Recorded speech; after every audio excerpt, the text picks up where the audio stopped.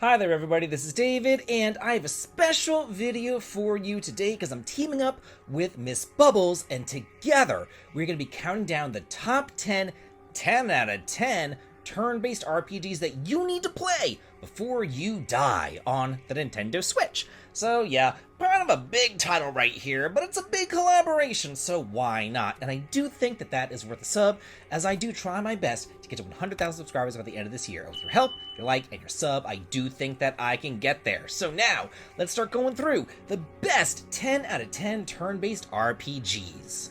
First up at number 10, the Alliance Alive HD Remastered. Here's the remake of the 3DS original. And for astute viewers, you may remember that I did name it my number one favorite 3DS game. But now it is available on consoles with a nice new coat of paint, and on the big screen where it can really shine, though on the Switch, it's still portable too.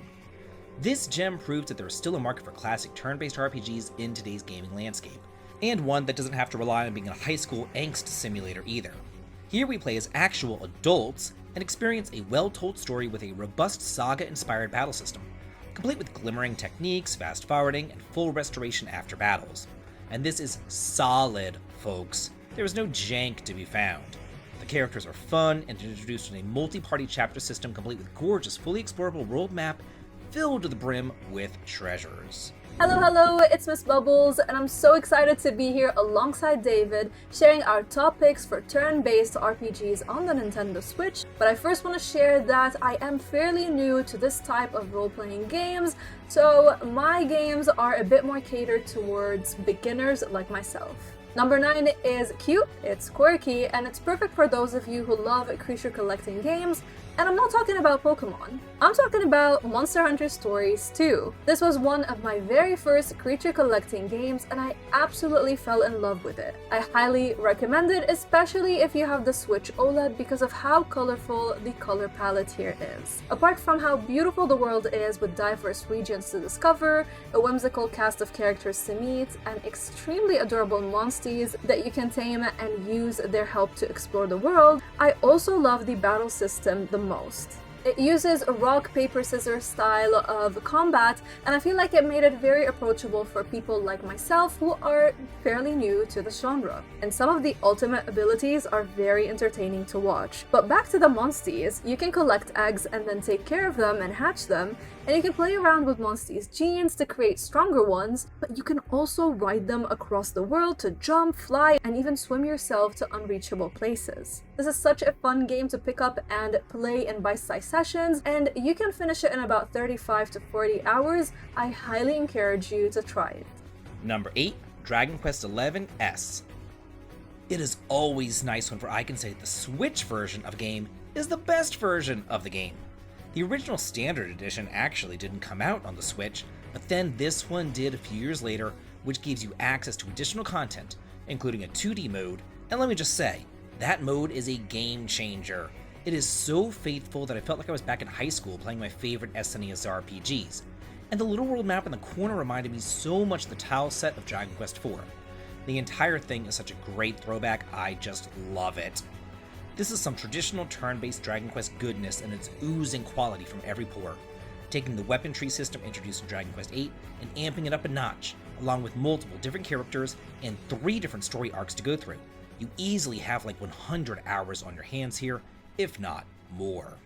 Number 7 is another creature collecting game, and this time it will be from the Pokemon franchise, but let me explain a little bit about me and Pokemon. Now, I pretty much own every Pokemon game since Sapphire on the 3DS, but I always feel intimidated to try them. Something about all the elements available and memorizing which is weak to which makes me feel paralyzed and afraid to play. But I finally gave Eevee, and it's not gonna be the pick for this, but I played Eevee, I gave it a try, and I loved how approachable it was. And after that, I felt more comfortable to try Arceus, and I appreciated that it had a different formula than other Pokemon games. I really like the journal style that the game has going for it, and I love the completionist aspect of it. Catching Pokemon is so satisfying as you slowly find a way to sneak up and get the ones that you want. The world is semi-open and it's beautiful and inviting, even though it can feel a bit empty at times. If you like a challenge, the bosses are really difficult, they're very challenging, and they're gonna keep keep you on your toes. And I have to say, for me, being new to the Pokemon franchise, it leaves me in awe every time I see the different Pokemon designs and how innovative they are. So Pokemon Arceus or Arceus, however you say it, is a phenomenal pick to add to your Nintendo Switch library. Number 6, Octopath Traveler 2. This takes everything that was great about the first game, amped it up a notch, and included more character interactions and side stories to flesh out your party members. A game like this can seem overwhelming, but it's actually beautiful in its simplicity. Basically, you can kind of go through it however you see fit. You can choose a character that you just like and go through their story and continue till you really can't make any more progress, then just kind of like move on to the next character, all while exploring the world.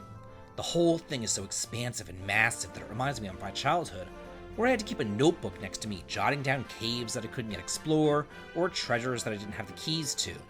And maybe that might seem archaic to some of you, but to me, it's the sign of a great RPG, and one that always stays on my mind.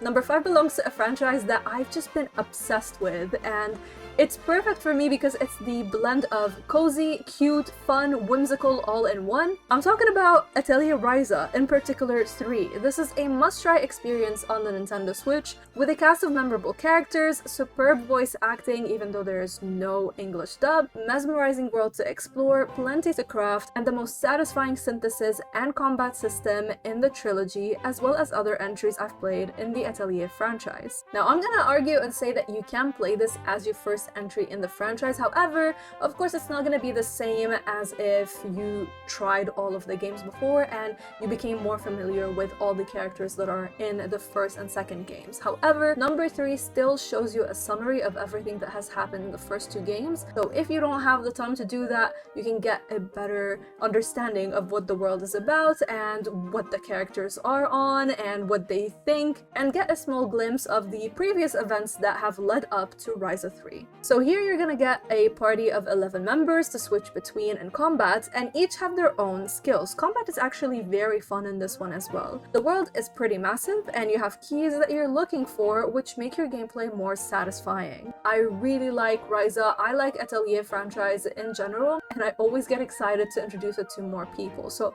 if you played any Atelier games, I'd love to know which one is your favorite. Number 4, Dragon Quest Monsters: The Dark Prince. I've always thoroughly enjoyed the Dragon Quest series, and Dragon Quest IV is one of my favorites among them, and I love this new take on the old Monsters formula. Rather than having to explore randomly generated dungeons with little to no story, here we get fully fleshed out worlds as well as stories that tie into the mainline game.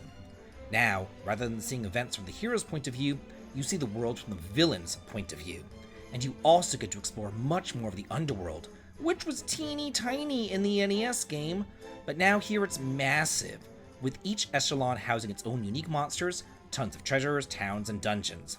Not to mention that they all change with the seasons too. There's so much here. And I love this new direction that the Monster series is going in, where Dragon Quest Treasures expanded on the backstory of Dragon Quest XI, and now this is expanded on the backstory of Dragon Quest IV. It's a masterclass on how spin-off series should be done. Number 3 is gonna be, if you don't have the time to play the trilogy of Ryza and you still really like the look of the characters, you like the world of Atelier, you want to try the synthesis and the combat, then I would say something that was not going to take you 150 hours to 200 hours to complete, that is in the Atelier franchise, that is still worth your time, is going to be Atelier Marie Remake. This one was the highlight of RPGs for me last year, and I'm on a mission to make sure that everyone checks it out. This is perfect because it's short, it's the only entry that you need to know, so you're not gonna need to look back at the franchise and play 2 to 3 games before you get to this one. It's very easy for you to connect to Mary and her friends. The synthesis in this game is way simpler than the other Atelier games, especially simpler than Ryza, and so is combat. It's very straightforward. This one realizes the cozy genre because the devs encourage the whole, this is a cozy game, you have a cozy mode. Basically, you play as Mary, who's failing all her magic school classes, and she's just failing her academy in general. And now it's your turn to help her succeed in the next 5 years. Along the way, you're gonna meet new characters and bring them along the journey, and you're also gonna learn more about them. Combat is very easy to get into, and I love that you have the different difficulty levels, so this was perfect and I finished it very quickly. The remake ditches the strict time system in a way that makes time management just easier to manage. And based on your actions, you have a roster of endings to unlock, and every playthrough is going to take you about 10 to 12 hours long. This is such an amazing title to have on the Nintendo Switch if you love turn-based games, and especially if you love to try different things in playthroughs so you can change the ending somehow.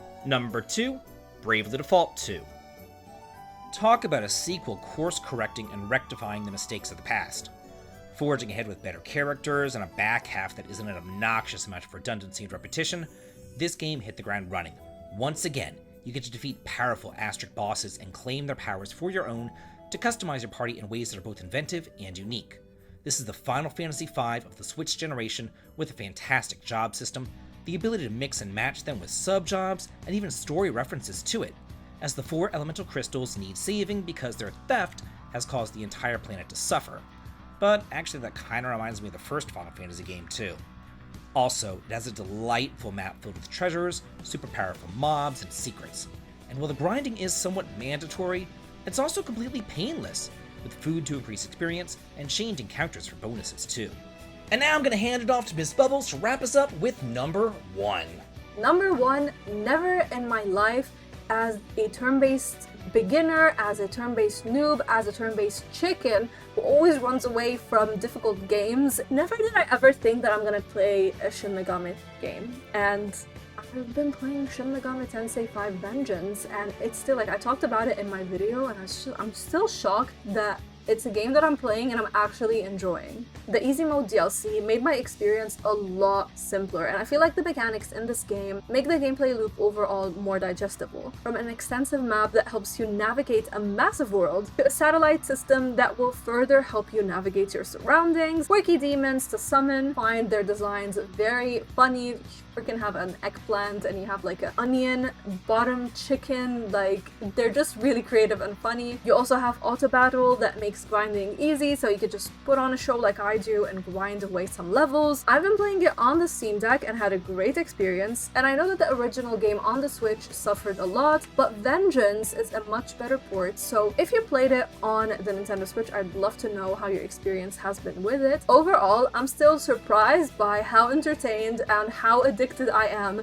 to Shin Megami Tensei 5. So as you all know, there's just a ton of great games out there for the Nintendo Switch. It's in its last year, it's in its dying breath, but it's still coming out with some great banger games. So I just wanted to highlight all those turn-based games along with Miss Bubbles. But wait, we're not done! There's more! There's some great action RPGs that we need to go over too, and I'm going to be joining her over on her channel to go over the top 10 out of 10 best action RPGs that you need to play before you die on the Nintendo Switch. So be sure to head on over to her channel and check us both out going over those games as well. I'm going to have a link to that in the video description. And I do hope that all y'all watch it and have a good day.